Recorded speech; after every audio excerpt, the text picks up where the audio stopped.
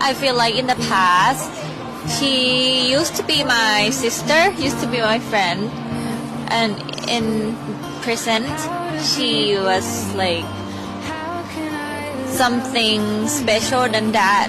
Like she's my best friend, she's my advisor, she's my partner. I mean, like to do everything, like most of the things together.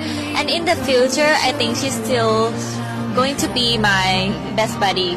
Yeah, that's what I saw her.